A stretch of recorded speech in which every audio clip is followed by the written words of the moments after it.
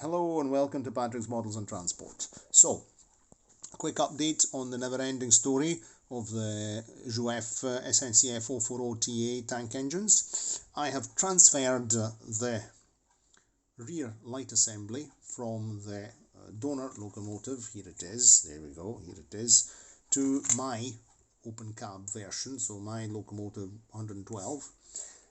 And by doing so, I realized why it was omitted in later locomotives. This is a much later model, simply for reasons of economy and speed in manufacturing, because you have here on the contacts of the motor, you have one cable that comes up from the pickups, and it's sort of joined together with the cables of the front light assembly and then soldered in place. And in this version here, which has got the rear lighting, now we can't see it, but maybe we saw when I did the dismantling of when I took all the motor assembly out in the one of the previous videos from the donor locomotive, there was all the wires were sort of joined together and then soldered in position. So I just took the whole assembly, cables included. I added some extra insulation here. These are rigid cables. They were not in very good condition, but I didn't really want to, change the cables, have to shape them to go in this groove and things like this. So I just being very careful, soldered them in position and did everything. The soldering came.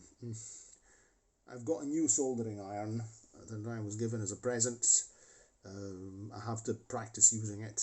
I was using another one before that was belongs to my father, and it was maybe, honestly, I was used to the other one more, but this one here it's more sophisticated, but I have to practice using it. So this was the first time I used it.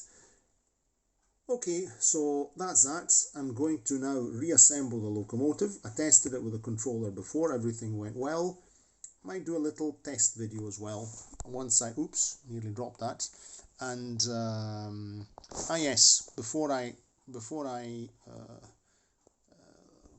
finish the video, I was mentioning that this locomotive is a much later locomotive.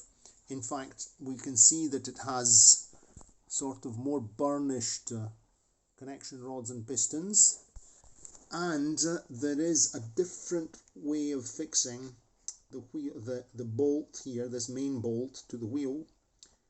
We don't have, as in this case, a bolt which is bolted in from the back of the wheel forward. There you can see the bolt head right there, you can see it, and then things can get slack and this can come out and it can jam the locomotive. In this case here, the bolt head is let's see if maybe I can turn that around and show you.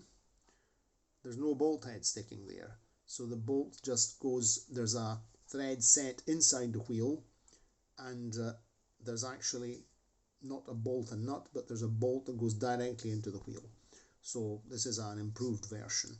Of course, the improvements came, of course, at a cost, and so they decided to cut some corners and not put the rear light on.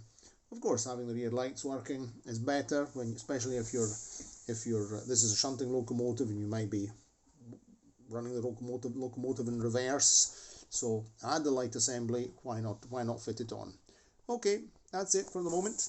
Cheerio, and see you next time. And of course, if you like the video, click like and subscribe to the channel, and of course click that notification bell. This way you will always be up to date on what's going on over here. And another thing, I will eventually this week make a recap video of all these jobs on these locomotives in Italian for the Italian speaking public and friends. Ciao ciao.